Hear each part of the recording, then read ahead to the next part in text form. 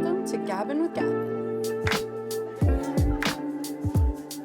Gavin Clark is one of the co-owners of Vintage 905 and joins us. Hello, Gavin.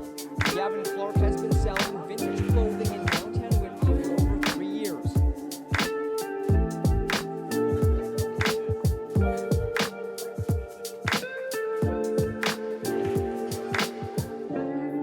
All right, everybody, what's going on? Welcome to episode 1, the inaugural episode of Gabbin with Gavin. This is pretty cool. Feels really awesome. Episode 1, we're here. They said it couldn't be done, and we proved them wrong. You're all a part of that. We did it. Thanks to everybody who's tuning in. It's a really fun episode. We recorded the interviews for this one already. Episode 1, we've got 2 great interviews. Actor Hank Strong comes on. He tells us some really cool stories about working with Pete Davidson, Forrest Whittaker, all kinds of. There's a lot. Hank is on the up, man. He's got a lot going on. He took some time out of his busy schedule to give us a really cool interview. So thanks a lot to Hank Strong. Check him out. We're gonna post all his socials up during the interview. And Mark Korachionitis, really funny Canadian comic, took some time out of his day to speak with us. He told us about his experience going on Kill Tony. He crushed on this podcast so hard that professional comedian Tony Hinchcliffe had him open up for him on the rest of his tour dates in Toronto. Just some really cool stories from a couple of really cool guys. It's what this podcast is going to be about, just talking to interesting people and hearing their stories. And I appreciate all you guys taking some time out to tune in with us and check it out. It's going to be a lot of fun. Episode 1 was awesome. We got some really cool stuff coming up in the future, some really good interviews booked, some interviews we're already doing. Want to take a quick moment to shout out 1990 Studios. That's where we're at right now, filming the intro.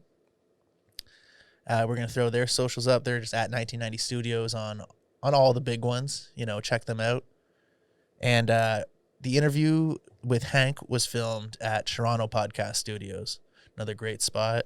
So we're going to give their information out too. If you guys are in the area at all and you ever need to record podcasts, those are your guys. Hit them up. Super professional.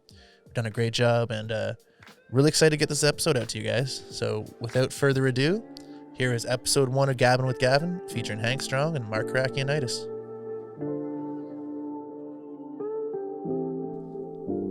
Hello, everybody. Welcome to the premiere episode of Gabbin with Gavin. My guest today is a bodyguard to the stars, a stuntman, a bodybuilder, and an actor who is leaving his mark on the industry. He's worked with a who's who on projects in Hollywood, including names like Judd Apatow, Liev Schreiber, Giancarlo Esposito, Bill Burr, Jon Voight, Steve Buscemi, and Academy Award winners like Forrest Whittaker, John Ridley, and Marissa Tomei. I couldn't think of anybody that would be more excited to have our first guest. Give it up for Hank Strong, everybody. Hey, what's up, y'all? How's it going? Doing great, man. Thank you very much for being our first guest on the show. I'm happy to be the first, man. It's an honor. It's a privilege. It's great. We you got a very cool story, and I'm really excited that we get to share it with everybody today. Hey, I'm excited too. Awesome. So let's jump right into it, Hank. You are a student from NYU. Yes, I went to NYU way back in 1998. In 1998, what did you study? Actually, pre-law, believe it or not. Pre-law. Well, that's interesting. I was looking it up and couldn't find anywhere what it was he actually took. Yeah, College of Arts and Science. So when you're pre-law, you could basically have like any major because like it's a broad curriculum. Like it doesn't really get very strict in law school. So, I just pre-law, basically did whatever I wanted. That's awesome. It was fun, good times. And were you were working as a working out, and you were bodybuilding then as well? I started bodybuilding when I was about 26, 27. Okay. Teaches you discipline. Teaches you consistency. Absolutely. So from bodybuilding, when did you what can you remember a time, any movie, any moment in particular? What was it that kind of gave you the acting bug? What bit you? Really, believe it or not, through bodybuilding. Because as we all know, Arnold made the biggest transition from bodybuilding to acting. And then to, governor. Yes. He conquered it all. So, when you see somebody like that doing it, it gives you belief that, okay, I can follow the same path. So one day I decided, you know what, why not put my unique height and size to use, and try to get in film. And then, I realized it's not as easy as I thought it was. It's a big misconception. Everyone says, I want to be an actor, but they don't realize it's not easy. Yeah, of course, right? It's you've got the look. There's no doubt about that, but it's not something that happened overnight for you. No, it's definitely not. It's taken a lot of years to even get to the point where I'm at now, and I'm still not even comfortable where I am now. Yeah, that's one of the things I definitely admire about you. It seems like you're always striving when you achieve something, and you're always looking to move on and just keep improving. It's kind of been the projection of your career so far. Yeah, you have to persevere, especially this past year dealing with COVID. Everyone has to persevere. Hmm. Yeah, I mean, you're in a challenging industry already, and then to deal with all the setbacks and sets being closed and everything, right? It's a tough time for an actor, as it is for everyone. Yeah, it is tough because last year, a lot of things weren't filming, but everybody was set back last year. So just have to roll with the punches. No, absolutely. So for you, I've seen in another interview that you did. It was the live at the barbershop interview. You were talking that you're a very big a comic book fan. Yeah, I'm in the comics. Yep. That's awesome. So it must have been a kind of a dream start to your career. Some of your first roles were Gotham and Daredevil. Yeah, it was like a dream come true, to be a DC villain in Gotham. Like to read comics as a kid, that's what it inspired me to. I actually used to draw when I was younger because of comics, and I think it also helped increase my vocabulary for school. Because you're reading intricate stories about all kinds of things. These writers and artists, they dream up crazy stories. Definitely, comic books are kind of a cool way to trick kids into reading, almost. Yeah, it is. It is. And they're worth a lot of money now if you hold on to them. Oh yeah, oh yeah. That the '90s, it's all coming back in big waves if you held on to your stuff. Yeah, I have a problem with collecting comics, basketball cards, sneakers, as you can see. Yeah, absolutely, Yeah. man. No, we see you. You've got quite the collection. Yeah. I wanted to ask you, so the Gotham, you played the character of Lunkhead. Yeah, Lunkhead, that's right. I gotta say, Bruce Wayne, he kind of suckered you in that episode. Yeah, he did. I don't know if I believe that one. I think you had him. I did have him, but you know what happened? Catwoman came in, she Mhm. distracted me. Yep. She caught me off guard, and that's what happened. That's awesome. Was it a character that you were familiar with already, being a comic book fan, or you have to read? Because it's kind of an Actually, I obscure. wasn't familiar with the Lunkhead character already. Hmm. Well, that must have Yeah, been cool, right? Somebody you got to go back and do research on and kind of. Yeah, I had to do a little research myself. But the interesting thing is I had fun filming that episode because I got to actually fight the Joker in that episode, which Mhm. was Cameron Monaghan, and he is phenomenal in what he does. Yes. I felt like almost like this must have been what it was like to be on set with Heath Ledger when he was doing the Joker in Dark Knight, because he's a method actor, so I couldn't really talk to him, in between takes. He was like growling to himself in between takes, listening to whatever he was on his iPhone. Like he's really into it. Yeah, that's so cool to hear because he You really had to get like chills when you're in the scene with him too. Yes, yeah, he portrays the character so well. It's a really good version. I think it's Yeah. everybody talks about the Heath Ledger one, of course, but he does a very good portrayal of Joker. It's very underrated. He played like 5 different versions of the Joker in one episode. So after Gotham and Daredevil, you've had some more television roles, big shows. Ray Donovan, FBI, The Blacklist, very popular. What could you kind of just explain to us how your career is kind of transitioning, how you're getting more roles? Is it kind of once you did a couple roles, you were seen, and just kind of walk us through that.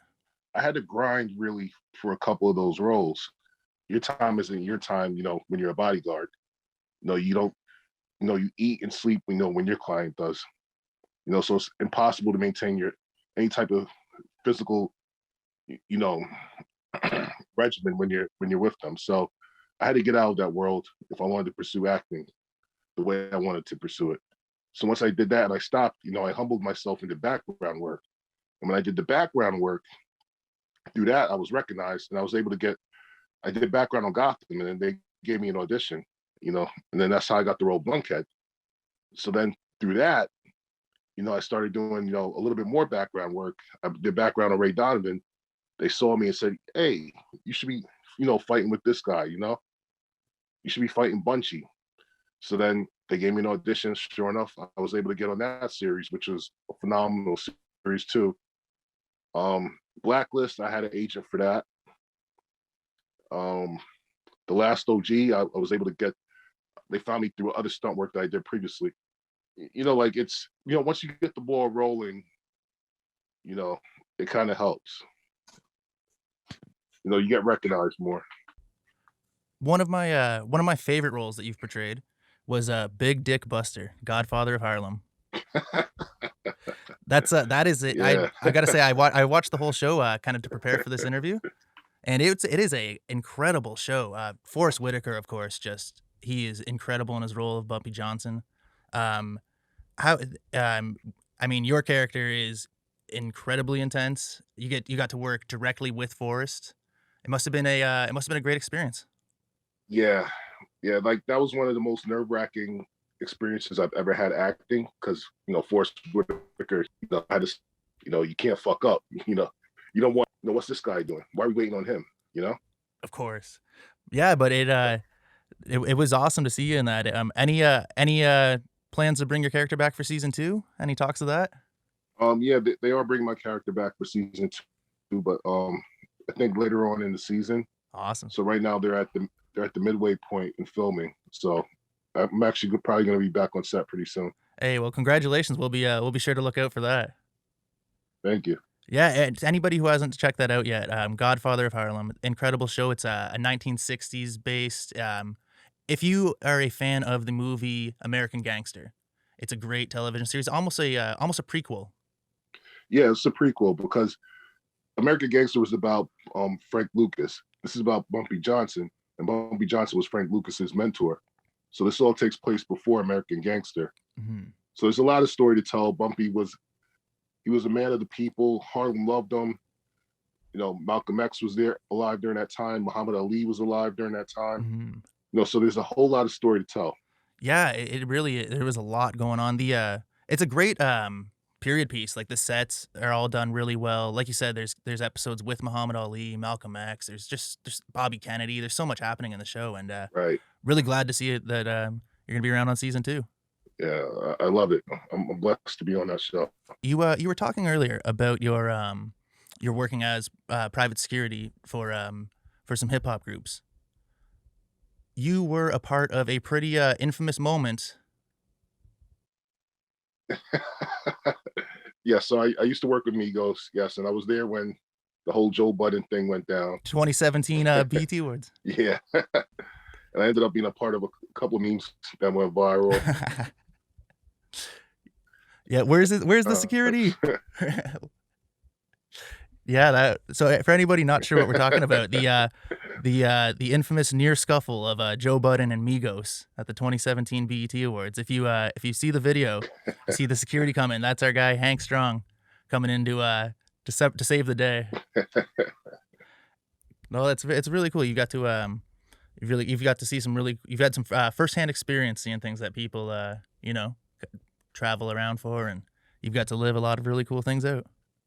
Yeah, I had a lot of good experiences, and that also helped fuel me to want to live that myself. Mm-hmm. Instead of just being the person that's around it, I want to be able to, have that lifestyle for myself and afford it myself, and leave into my children, when I'm not here. Absolutely. So originally, we met each other through the store, Vintage 905. Love the store. Yes. Yeah, thank you, appreciate that. One of your purchases from us, you purchased a vintage Razor Ramon t-shirt. Yeah, love Razor Ramon. Yes, that's what I wanted to ask you. Are you a big time wrestling fan? Back in the day. Of course, man. Like, take it easy, Chico. When you talk to me. Oozing machismo.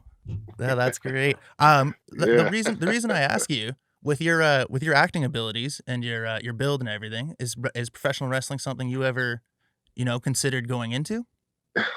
Funny you say that, because when they first started the show Tough Enough, I actually auditioned for it.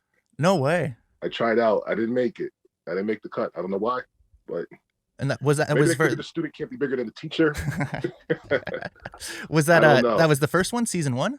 Yeah, the very first one. The Oh, very wow. first one. The very first one. I thought it'd be cool to get on TV, try to be a wrestler. Being a wrestler is not easy at all either. Like, it's a tough lifestyle. Mhm. Like, I've actually filmed with the Big Show, and he actually came up to me and said, "Hey man, you ever thought about being a wrestler?" And I was like, "Yeah, I have actually." And at the time I was 38. And he was like, "How old are you?" I'm like, 38. He's like, "Oh, forget it, too old." But he's like, "You don't want to be like me." Like, he's all banged up and stuff, but he says, "You know what? My bank account keeps me happy at night." I believe it. We talked previously about an interview that I saw you do before, the Live at the Barbershop interview. One thing that kind of stood out for me during that was you were asked about kind of your favorite movies, favorite directors. And I really noticed you talked about Scorsese and specifically his cinematography. In particular, the shot, like the Copa shot, the long shot where Henry walks through the kitchen, gets the table. Is that something that you look out for in films, sort of cinematography and stuff like that? And do you have future plans to maybe write or direct, or 'cause it seems like you have a really good eye for that sort of stuff? Yeah, I pay attention to the details when I watch things, you know. And Scorsese, like, it seems like he does the same exact thing when he films. Like, all his movies are masterpieces, like Wolf of Wall Street, Casino. Uh, I mean, the list goes on and on with this guy. Like, even The Irishman, which some people say wasn't good, was good. You know, you just have to really like pay attention and really dig into it to find the gems. Eventually, you know, you want to get behind the lens. You know, you want to direct yourself, and then maybe, you know, when you're at a certain level, maybe even, you know, produce. You know, bring some of these projects to life. You know, there could be someone out there with a great idea. You know, they just don't have the capital or the means to do it. You know. You had a part on the Wu-Tang TV show, Wu-Tang: An American Saga. That's You another were dream come true. It's got to be, right? You're a huge hip Yeah. hop fan, yeah? I love hip hop. I love all genres of music except probably country, but obviously like hip hop's my favorite. Grew up on it, you know, and to be in the Wu-Tang show itself, like, that's amazing. Who did you enjoy seeing like act in that as a fan of Wu-Tang? I know that you've mentioned Dave East. Is there anybody on there that really stood out to you? Um, they well, Dave East, like, he really surprised me with his acting ability. Mhm. I mean, we all know he's a great rapper, but he was phenomenal as Method Man.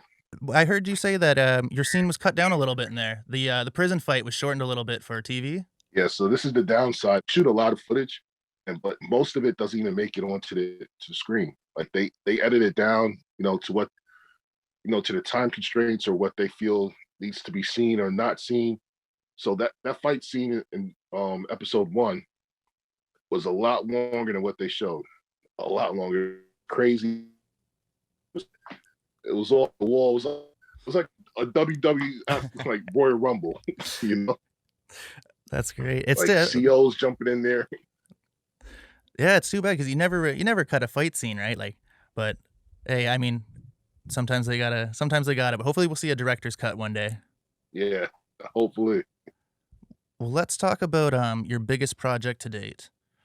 You had a big role in the Judd Apatow film, the Pete Davidson semi-autobiographical film, The King of Staten Island. Yes, awesome film. It's about Pete's life growing up, dealing with depression. His dad died in basically 9/11, but you know, they changed it for the movie. But dealing with that, the stress of that, and you know, his friends and family. You know, it's a great movie for a lot of people that are dealing with depression and things of that nature. You know, how he copes with it. Because I think this movie was very healing for him in and of itself.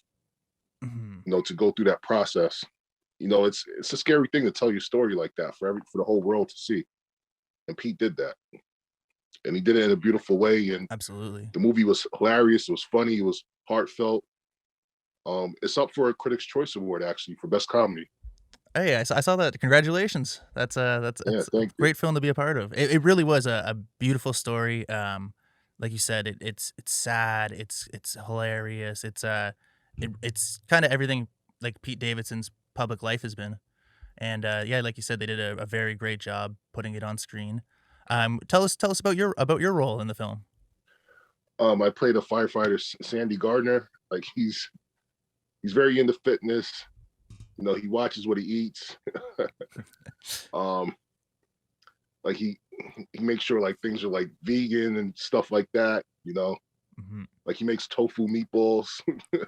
It sounds similar to yourself, minus the tofu, right? Yeah, Yeah. kind of similar. Yeah, like a lot of scenes were actually cut out from the firehouse for the movie. So like there was a scene where I'm working out and like Pete's giving me a spot. He's like, "Oh, so why do you work out so much?" I'm like, so I could save people when there's a fire. He goes, "Oh, your Instagram says otherwise. I think you're just here to get chicks." Oh, that's great. Yeah, like him and Bill Burr are like the two of the funniest people I've ever met in life.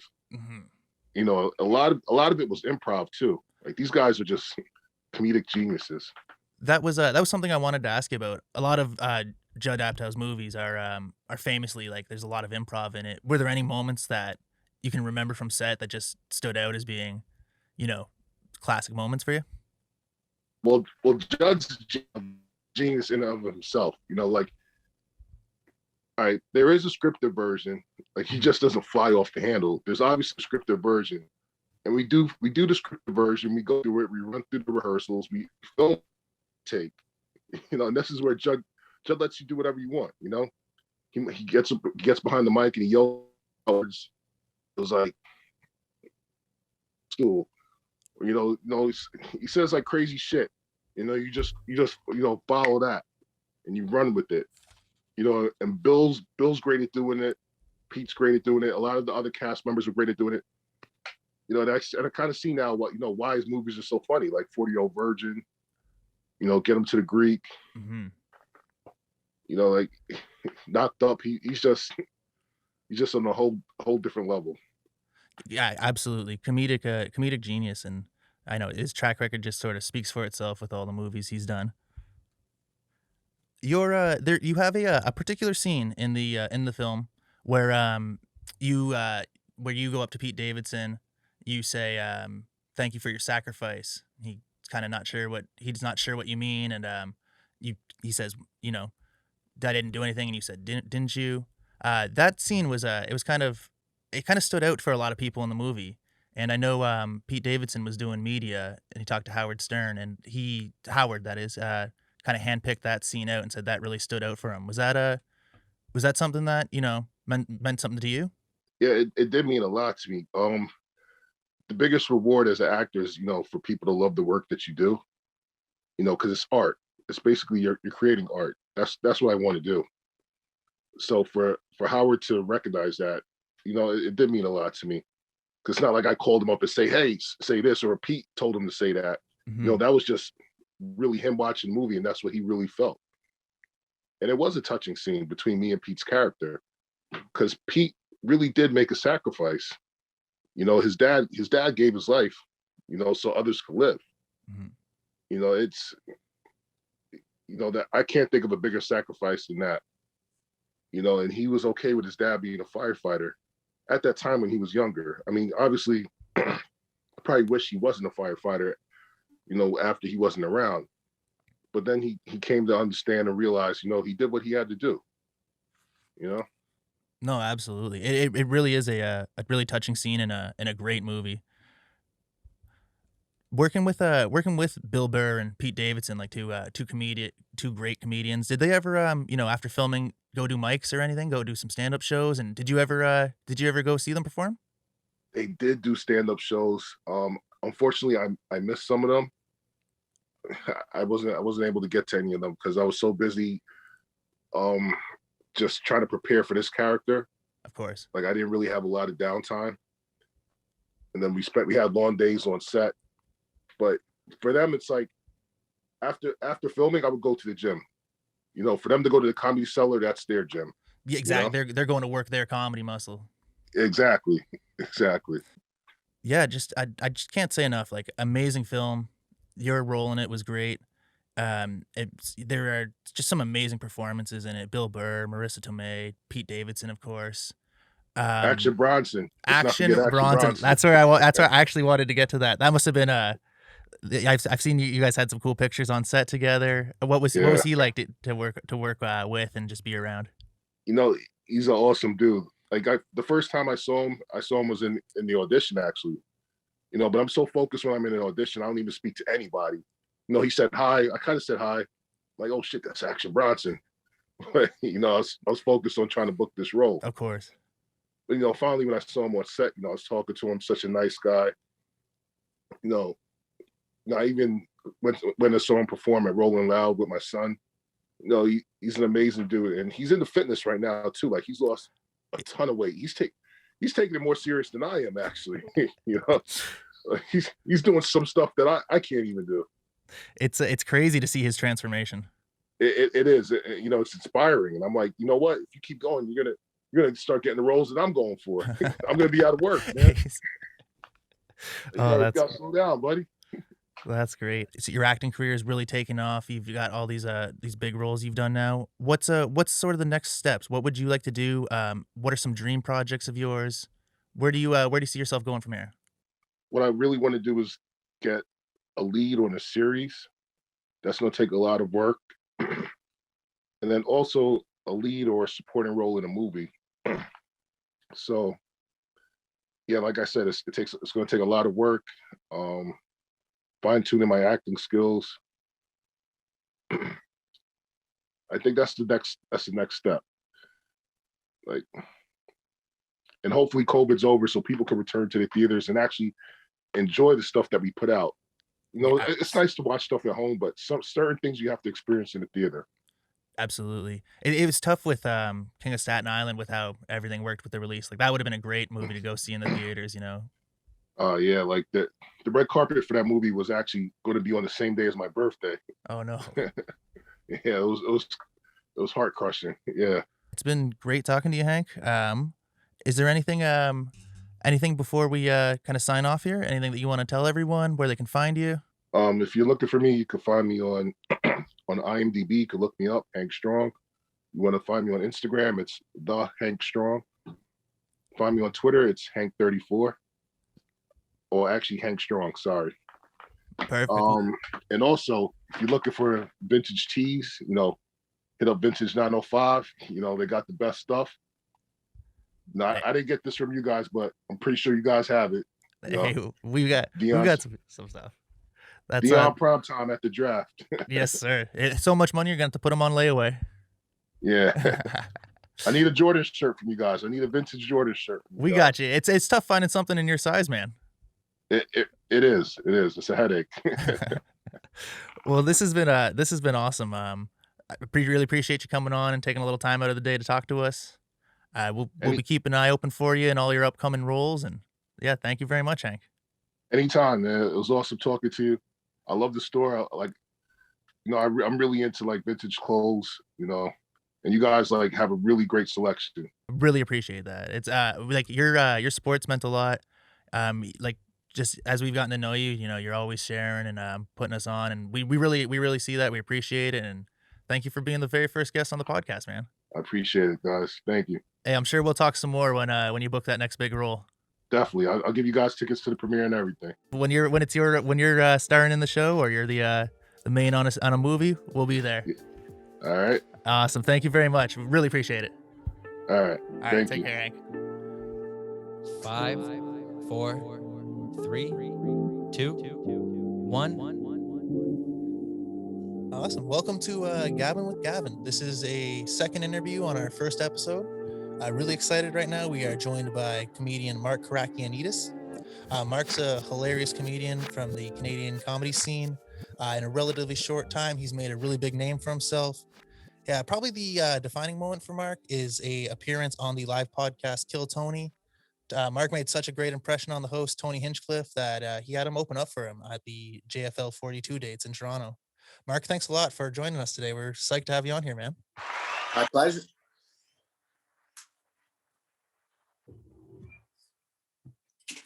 Was I not supposed to talk there? No, we that didn't go as smoothly as we thought it would. Opening night issues. Opening night jitters. But yeah, man, thanks a lot for jumping on the podcast. No, my pleasure, dude. Thanks for having me. Yeah, it's awesome having another Canadian comedy guy on here. Let's start off with like, just the question everybody asks, dude. How long have you been performing? What was it that got you into it? Was there a comedian, a special, anything like that really started you off in comedy? Yeah, listening to Dave Attell's album Skanks for the Memories, Hell just every joke as was like killed me. So that's just what kind of caught my attention in stand-up. And then my dad died like very suddenly at one point, and then I was just like, all right, fuck this. I just might as well do stand-up if life sucks. And it was and then therapeutic, yeah.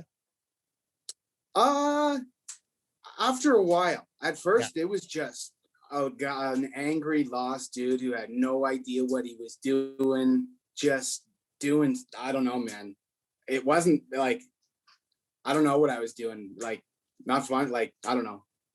But I'm glad I stuck with it. Like seems to be more stand-up-y now, but at first it was just kind of angry with a couple maybe tags and here and there, but it was just angry at first and sad and ignorant, really.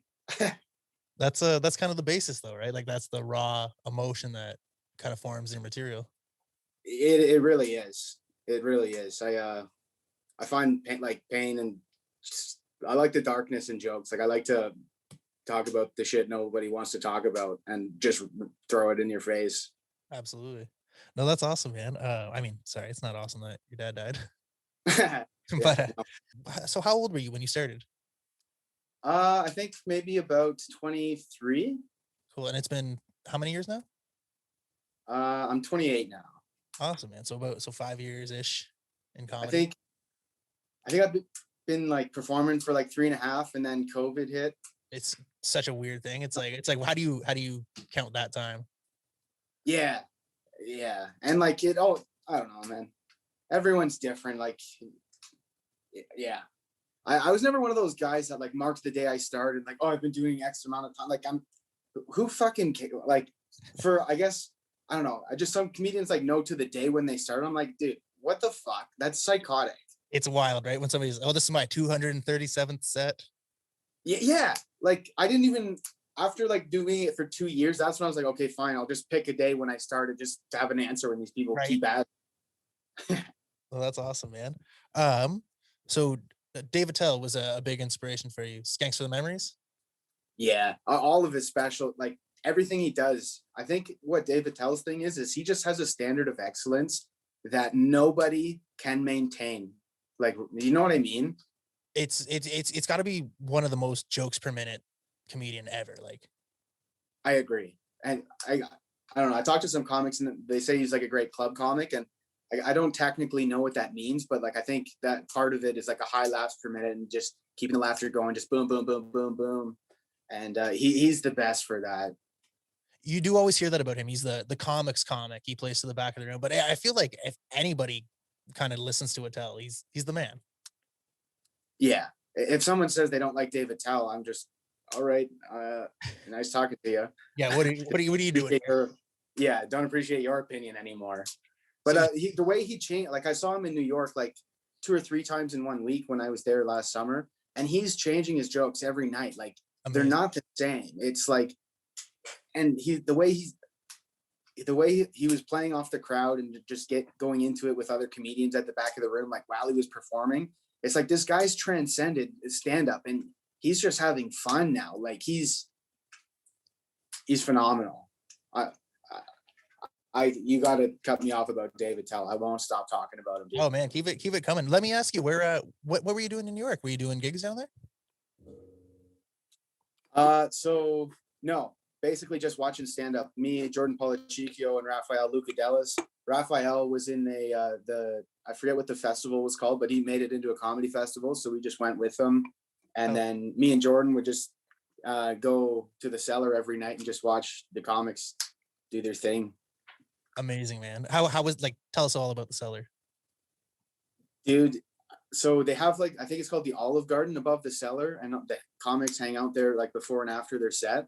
But like it's also like a bar where like the public can eat at. So you're just eating dinner. And then so at one point in one night, like Gilbert Gottfried walked by our table, and then I saw Sam Morrell and a couple other guys just sitting at the back, and it's just surreal to see these guys that like you've looked up to for so long, and then they're just there in person, and then like I actually ran into Dave Attell and Ari Shafir outside when they were having a smoke, and I got to talk to them. That was really cool. Dave Attell, like someone tripped and like almost fell. As I was just waiting to talk to him, and he was like talking to a bunch of girls when I went up to him, and it's just like, oh, I saw that trip on that dude you did. That was hardcore, man. And it's just funny. He's always with it. Like he was talking to other people, and he's still like observing what's going on and has a comment. I don't know. It's crazy, right? You can't turn it off. Right. You really, and that's why I think he's the best, is because like this is just his life. I think other people do stand up. And like a lot of the people you see on Netflix that are no good, like they're people doing stand up, they're actors, they're whatever they are. But then like they're Big J, Kevin Hart, or sorry, not, well, yeah, he's definitely a natural funny guy, but I feel like his stand up started slacking at a certain point. But there's certain comics where it's just like, oh, that you're just fucking, you're like, I don't know. I think they just do it from like a place of pain, really. Absolutely. There's some guys who it's just like, it's like LeBron, you know what I mean? He's going to shoot free throws every night. There's some guys who just need to do comedy. Like they just like you're saying, like you're outside having a smoke, you see something and like, it's a bit all of a sudden. Yeah. Yeah. That's a wild life. Yeah. That's crazy. So the Cellar was crazy. Have you been to any other kind of famous comedy venues? You ever go out west to the store or anything? No, I haven't. Just the Cellar. I guess I went to the Stand in New York, and then the Broadway Comedy Club. So you guys did a big New York tour while you were there. Yeah, that's just awesome. Trying to see as much as good. We went to like the Greenwich Village Comedy Club, and it's like you just have this image in your head, and then you get there, and it's just down in this basement, and it looks like like where Saw was filmed, and it was just funny to see it in real life. It's funny, eh? Like you build this kind of this dreamy like place up in your head. And then it is just a small little bar. 100%. That's awesome, man. Cool. Let's kind of the big thing I want to kind of talk to you about is the Kill Tony appearance. But let's bounce around a little bit here. I think this came after. Can you tell me about your appearance on Your Hood Is a Joke? I can. Oh yeah. So that's the initial show, and I ended up battling China, which I was like pretty. I was down with that. Like I was like, okay, if you can't write jokes about China, maybe you're not meant to write jokes. And I ended up doing that at Yuck Yucks. He does that, and he's taking that show all around the world too. So like Dinesh is a real successful producer in Toronto and a hard worker. Just for anybody who doesn't know, it's a roast battle, and it's certain you kind of go like city versus city or country versus country. Right. It's a territorial roast battle, he calls it. And yeah, exactly. I got to apologize. I smoked a little bit of weed before the show, and it is kicking in apparently. Hey, you're good, man. Okay, sick. But yeah. So I was battling Jennifer Shung, and she got me good, so I lost. Hey, no, man, I've seen it. You did great, dude. You killed on that. Oh, thanks, man. Yeah, I fucking spent way too long on my jokes. No, man, no. Honestly, dude, I've seen it. I watched it today, Dan. I was laughing out loud. Is roast comedy like something that you could see yourself specializing in? Because like honestly, man, you killed on that. Thank you. I don't know. I've seen like some comics go up for a roast battle and they just get like their life eviscerated. And like, I'm like still a super underdeveloped person. And like, I know that about me. I maybe in the future, but at this point I'm like, I don't need to be publicly just fucking destroyed on like TV or some shit. No, I honestly, I don't think that would happen, dude. Like there was one point where I was watching the roast battle and you kind of went like, hey, like my mouth is dry. I am nervous. And before that I was like, oh, like I thought you were like, I was like, my man's killing it up there, dude. He's fully confident. Like, and I was like, oh yeah, he's nervous, of course. Like it wasn't until you said it, I was like, oh yeah, of course he's feeling it. Yeah, word.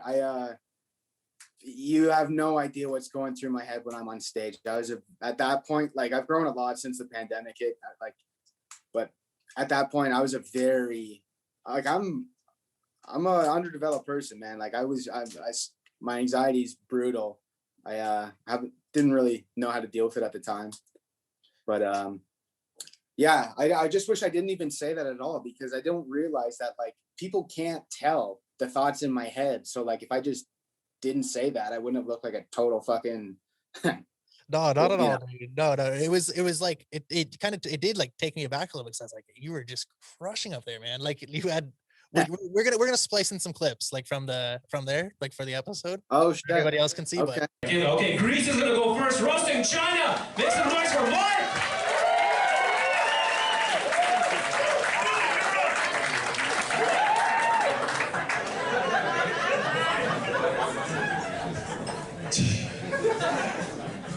China's notorious for producing things that are poor quality, and let me tell you, Jennifer is no exception.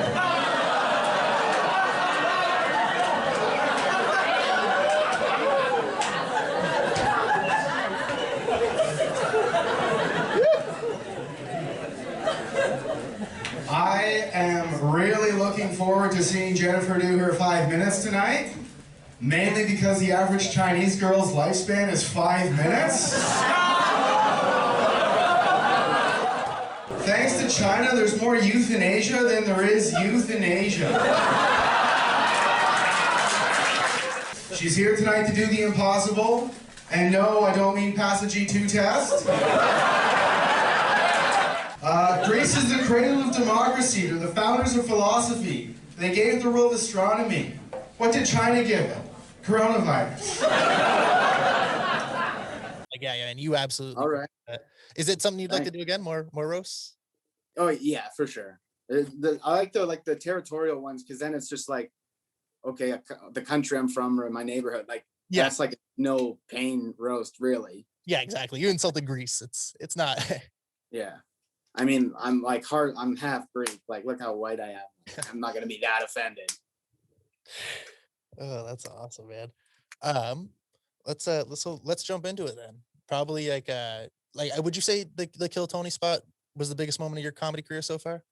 That was the best moment of my life, and I don't think anything will ever top that. Are you a fan of the show? I'm gonna use a wrestling term here. I'm a mark for Kill Tony, dude. I watch every week. Like, it's funny. I watched it like before I knew you and I remember watching. I was like, dude, this guy killed. Oh shit. Yeah. But before we'd ever met or anything too. Like I was like, it's funny. I remember that episode so clearly. Oh damn. That's cool. There's been a couple people that like reached out to me about it, and it's cool to like because I watched it for 3 or 4 years before it happened, just at work. And part of me sometimes I want, like, man, I used to think about like, if they come to Toronto, I'm gonna fucking go there. And then it happened, and I'm like, did I fucking manifest that? I'm into fucking magic and shit, so I don't know. Not magic, like, but manifesting, and I don't know. I'm fucking crazy. Well, I mean, no one could prove it wasn't you that brought it there. I mean, I definitely jumped to massive conclusions without any evidence a lot too. So I get it. It's a big conclusion to jump to. But anyways, yeah, it was really fun. It left me speechless. Like, let's break down the whole the whole experience. Like, what was this? It was for JFL. They were doing a live podcast. Let's go back just a little bit for anybody who doesn't know. Kill Tony is a live podcast hosted by comedian Tony Hinchcliffe. Comedians put their name in a bucket, and if you get your name drawn out, you're allowed to do a minute of uninterrupted stand-up on stage in front of all the live comedians. It's usually done at the Comedy Store. They were here for a Toronto date for Just for Laughs. What was like the day like? Did you have to go down early to get your name in? Did you have to sign up, or? yeah, You we go were with there anyone? about an hour early. There was a big line of like maybe about 100 or 70 to 100 comics just waiting to sign up to get in there and put their name on the list and in the bucket. So How many people did they do in the show? Like 5, 6? yeah, I think maybe like 6, maybe 7. Not a lot. Pretty crazy, eh? So out of roughly 100, Yeah. You were 6, 7 of 100. Yeah.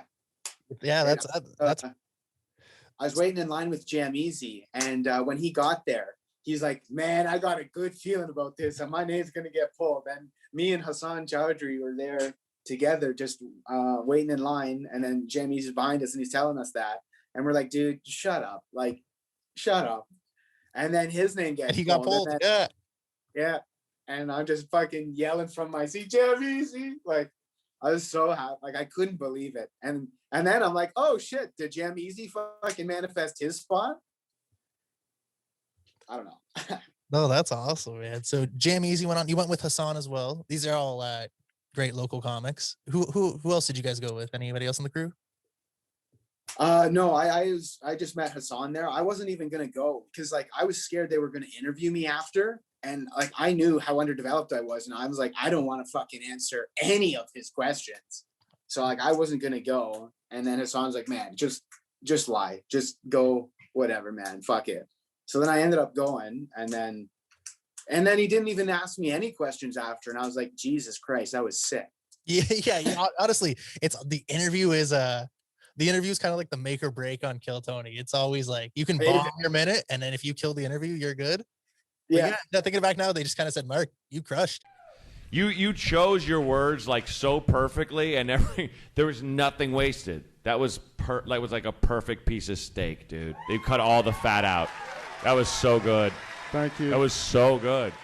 That's awesome, man. I was really stoked to get off stage. No, you'd never know, man. You seemed super confident up there. Your minute crushed. So as we were saying, like there's only 6, 7 people out of the 100 who get pulled. You were actually the last person pulled out of the bucket. I don't think so. There was Sarah Wren was pulled after me. They were doing. I just rewatched this. They were doing only a female at that one. So you were the last like actual person, like the last person pulled who could be anybody. Word. Yeah. True. So Sarah went on after you, but yeah, you were the last male who could have been picked out of the bucket. Yeah. That was pretty crazy, fuck. man. When it was running down, like, were you kind of thinking, this was fun, but I'm not getting up tonight? No, I didn't even, it didn't cross my mind that I could have possibly went up. Like I didn't think I was going to get up. Like I wasn't hopeful or anything. I was just like, oh no, I'll go watch. I'll put my name in the bucket, but like, they won't pick me.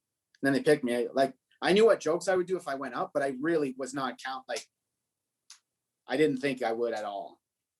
That is kind of like the classic Kill Tony like thing you always hear is like if somebody especially if they don't do good on their set, they say, "Oh, I had no idea I was going to get picked out of the bucket."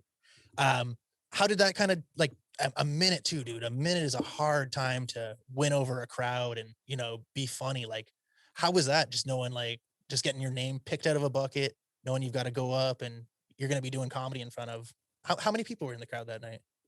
I think at least 200. Mm-hmm. I'm not too sure exactly. Packed too.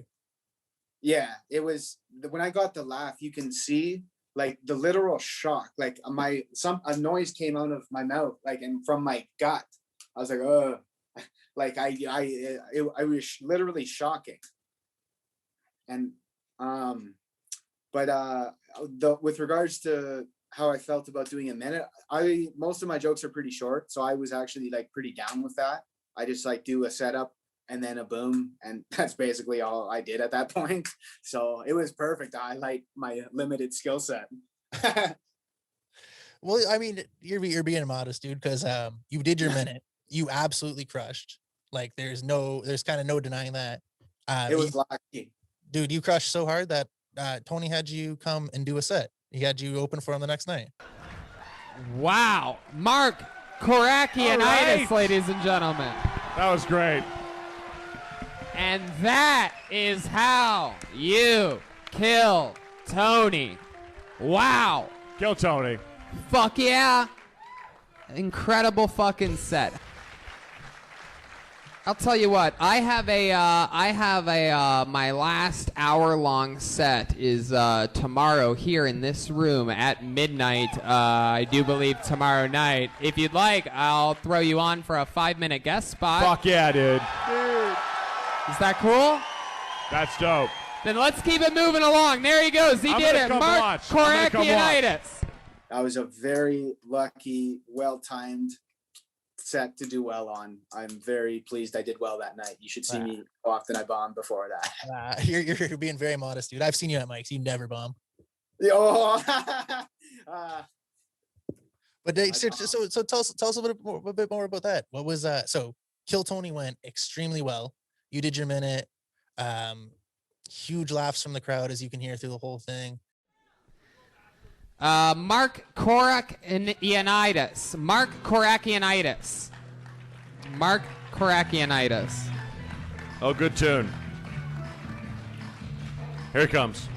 Here he comes, everybody. It's Mark Korachionitis.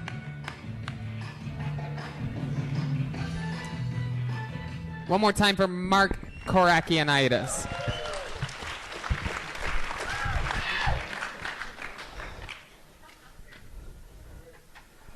I'm so fat, girls can blow me in the rain and stay dry.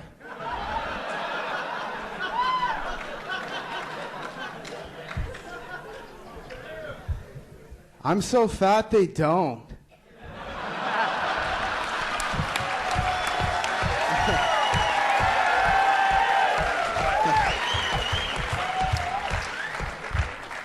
My dad died 2 years ago.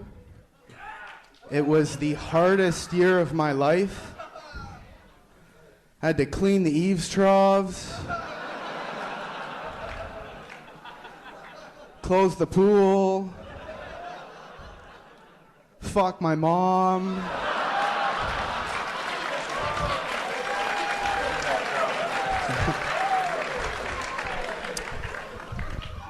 Just one time I wish my sister would strap on the dildo and take one for the team, but no. I drew the fuck mom straw. You did so well that Tony, who's not like, he'll tell you if you did bad. okay. He said they loved your set. They had you come back the next night. Was it the next night? Yeah. So the next night they had you open for Tony Hinchcliffe during a stand-up set. Yeah. 5 minutes? Yeah. Hell yeah, man. Tell us about that. That's crazy, dude. You got to open. You did so well on the open mic that the host had you open for him. Like, after getting picked out of a bucket. Like, that's crazy. Thank you. It was crazy. Dude, everyone. So like, I didn't have many friends at that point. Like, I was just this guy who started pursuing comedy, and like that was all I did. And then out of the blue, everyone's texting me, like everyone hears about this. It's going all over social media. And it literally was shocking. Like the same experience, like my dad died suddenly of medical malpractice. The same shock of that is what I experienced that weekend for like 3 days. And then even till this day, I really can't believe it. But it was incredible, man. And then it really gave me the confidence to like know that like, okay, maybe like to keep going with stand-up, because I didn't know if I was delusional or like if I was too raunchy or too gross, or if I was I just relying on fuck my mom jokes and sniffing panty jokes and guzzling cum jokes. Like, like I had a lot of insecurity, and then to get some reinforcement from someone who's highly respected really gave me the confidence I needed to like keep going with it and like to keep pursuing whatever I think is funny, and then not listen to what others. Like one time I asked a booker for feedback, and he's like, oh yeah, like you rely too much on raunchy topics and like you're kind of hacky. And it's like, fair, I can appreciate what he's saying, but like I don't have to listen to him. Like I can understand that's his opinion and then just grow from there. And really, I don't know. I'm rambling, dude. Oh man, you're good. Honestly, first off, fuck that guy. And secondly, dude, your panty sniffing joke, I don't want to give away your material, but it's fantastic. Thank you. That's a joke I really like. I'm pretty sure I saw it. Did you post that on Reddit a long time ago? Not Reddit, but I posted on my Instagram story. Okay, I was gonna say, I swear I saw it somewhere, like with the yeah, great joke, man. No, Thanks. Yeah, honestly, like bookers and that, dude, like whatever. You just keep doing what's working for you, man, because it's clearly working. It's all subjective, right? Like everybody hates someone, so. Absolutely. Awesome, man. Let me ask you just kind of a couple little things to close out here. Set went amazing. The opening for Tony was great. I saw the 5 minutes. You crushed it. Felt really good after. Yeah, yeah, it did. Yeah, cool, man. And then you got to open right for Jeremiah. Yeah, right for Jeremiah Watkins. I gave him such a terrible opening. Like I'm like, you know him from the podcast Kill Tony. It's the hilarious Jeremiah Watkins. And I was just like, oh shit, yeah, I could have done better on that. Honestly, man, watching that, I saw that, I was like, he was more focused on his 5 for sure. 100. Well, because no, you know what happened is before the set, Tony and Jeremiah are like giving me a lesson on like how to bring them up after. And then they're like, have you literally never done this before? And I'm like, dude, I don't know how to bring someone up. I've never hosted a show. And so they're just like making fun of me and teaching me and telling me what to do at the same time. So I wasn't being authentic when I was doing it. I was trying to remember what they told me to do. And then, cause like, I was just fucking in the scariest moment of my life on stage. So I can't think about it while I'm doing that. So then after my set, I'm like, okay, what were they saying to do? And then I said it, and I was just like, yeah, that sucked. Whoops. Hey man, it's the jokes that count more than the intro. I mean, yeah, but I didn't. Hopefully, Jeremiah's set went well. I ended up talking to Tony. I'm not too sure how he did, but man, you know what's funny? I was at that. I went to that JFL like that year. I saw Tony. I saw Jeremiah. I went to a different show though. It wasn't the one that you opened up on, unfortunately. It was okay. Like the midnight one at the Regent, I believe. But yeah. Small world. Yeah, fair enough. How did you do that night? Oh man, it was funny. It was the same night he opened for Joe Rogan, because Joe did like the Canada Center. So it was I went to that Rogan show too, and then caught like the midnight show, and it was hilarious, dude. He goes like, yeah, I just did 24,000 people at ACC. It's like, you guys think you're getting the A material, you're wrong. He just basically did crowd work the whole time. It was hilarious. I went with like my best friend. It's a black guy, and he called us Run the Jewels. And he called us Run the Jewels. Like, yeah, good stuff. I don't get it. Oh, it's a hip hop group, black guy to white guy. Oh, fair enough. My bad. I'm not cool. It's all right. Yeah, I had to Google it. Once you get the reference, it's tight. Awesome, man. Let's kind of wind things down here. Let me just tell us about you're a comedy promoter as well. Tell us about Third Place Comedy. Yes.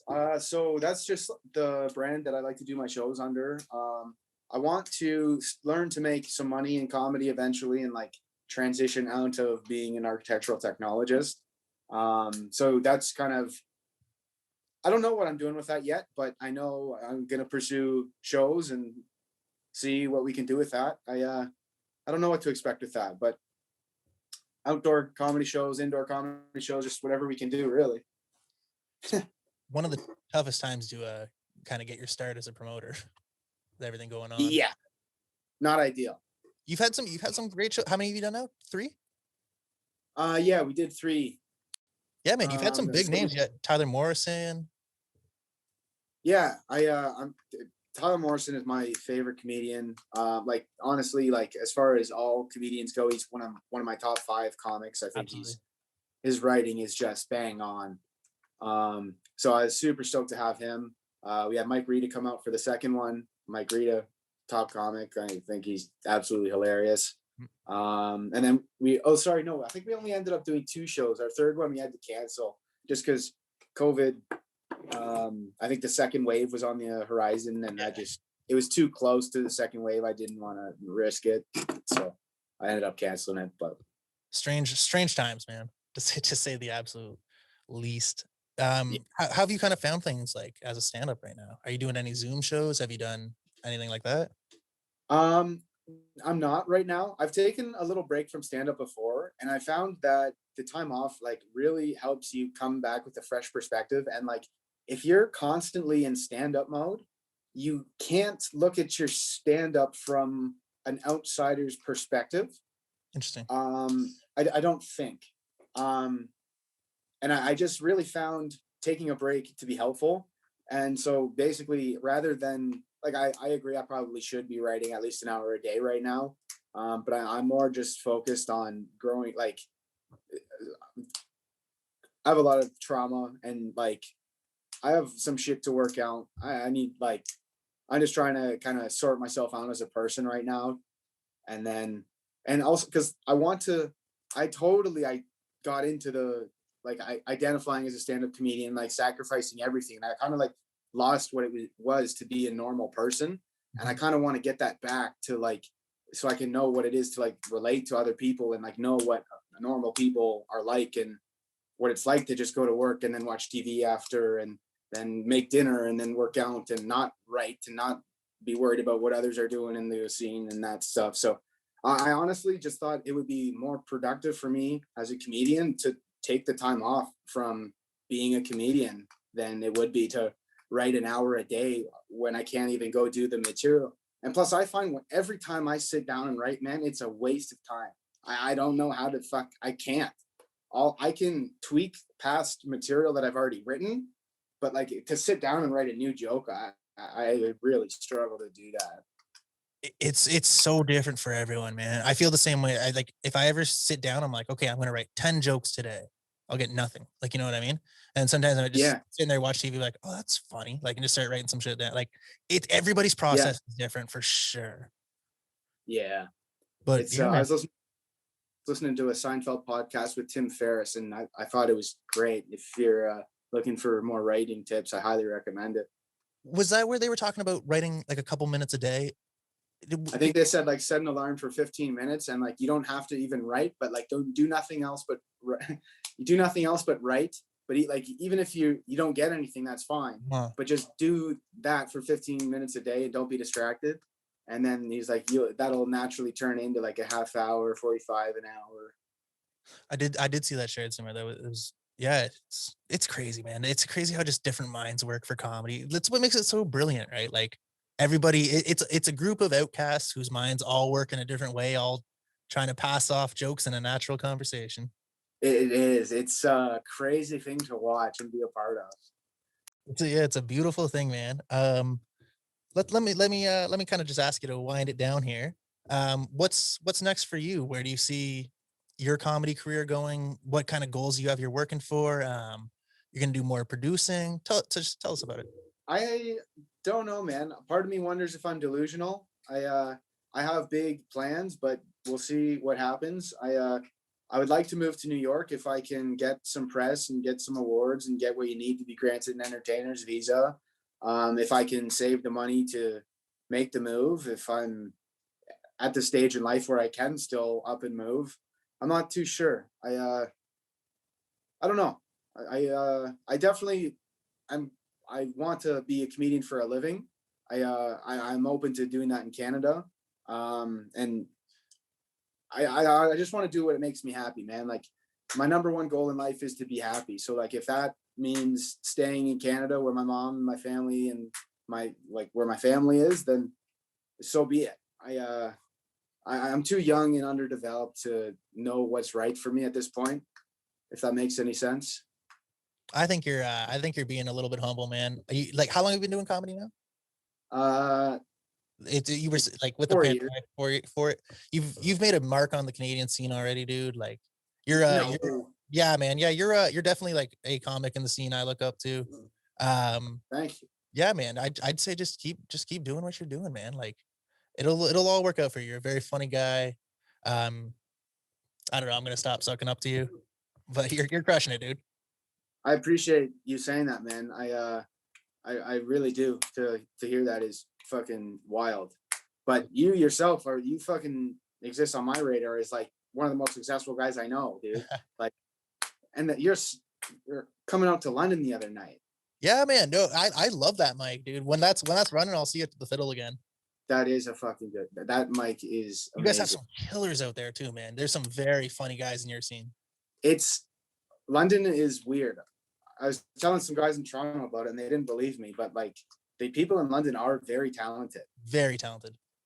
And they're all competing with each other and that it just makes it better. Yeah. Because the Canadian scene, man, it is different, but there's some great guys out there. There's a lot of up and coming guys, and we'll see where everything goes. You'll be a big part of it though, for sure. Oh, thank you, man. I appreciate that. The vintage 905, man. How did you start that? Oh, Like- dude, vintage 905. It was literally just like an Instagram page. Like I just kind of bought stuff at thrift stores like for myself, and then started selling stuff to friends. And then like my one buddy's like, oh, you should make an Instagram page, like, you know, start putting stuff on there. Then like stuff that wasn't my size I'd put on there and sell, and it just kept growing. Like it was a flea market booth, and now we've got a store that's open all the time, and it's been wild, dude. It's like it's just kind of grown, like, so it's snowballed, you know what I mean? From something that was like, hey, like I was working like a what do you call it, like a pyramid scheme job, and they kept sending me out places, so I started going to thrift stores while I was out there, and like I was just buying stuff, and then like putting it, and then like selling that, and I was like, I'm making more money doing this than selling furnaces. Yeah. So like it's been awesome, man. It's really, it's like, it's cool because like I don't know, man. 9 to 5s and that it's a rough way to do things, and like this gives me so much free time to do comedy and like chase. I never would have done. Yeah, man. It's a great gig. Yeah, that, man, I see your Instagram page and it is so fucking, I'm so happy for you, man. It's so cool. I appreciate that, dude. Mark, thank you, man. That's awesome. Hey, you ever come out this way, dude? You'll have to check out the store. I will. I absolutely will. We run mics here too. Oh, okay. An open mic from the store. So, you know, if you ever want to make the trip, I'm gonna get, now that things are starting to lift, I'm gonna get that going for sure, dude. That's one of the funnest things. Where are you guys, by the way? We're in Whitby. It's like it's called the Four Corners in Whitby, Brock and Dundas. Okay. So if you ever heading out east, For it's sure. a long ass drive, dude. I'll tell you. It was like 2.5 hours to get to the fiddle. Word. I'm sure. Yeah. I'm sure I'll be out there eventually, though. I'll definitely swing by, man. Anytime, man. We'd be psyched to have you. You can come headline a show. Fuck, would love to, man. We'll book it. Gonna be rusty as shit, though. I mean, if you're not rusty, you're a weirdo. You've just been doing a lot of mirror sessions or something. That's true. That's you're a veteran. Hell yeah, man. Well, that's pretty much all I've got for you, dude. It's been great talking to you. Thanks a lot for having me, man. I am sorry that I am uncomfortable to talk to sometimes. No, you crush it, man. And a little bit weird. Hey, we're all a little stoned and a little weird. It's fair enough, dude. This has been great, Mark. Let everybody know where they can find you. On Instagram, Facebook. I'm not a big deal yet. Don't worry about me, guys. Just thanks for listening. We're gonna post all your socials up at the start anyway. So you guys are beauties. Mark, I appreciate it, man. This has been a lot of fun, dude. Hey, man, let's honestly stay in touch. Like, let's 100%. Let's chill. Like, give me a call sometime, dude. I would love to, man. Yeah, I'm gonna send you my phone number, dude. Definitely. And I'm not just saying this. Yeah, man. This has been a lot of fun. On like you're the second guest on the show. I'm fucking stoked about it, dude. That's awesome, dude. Thanks for giving up your night, spending a little time with us, chatting. It's been a lot of fun. I'm just chilling, getting high, man. Don't thank me. This is Gavin. So Mark Korachionitis.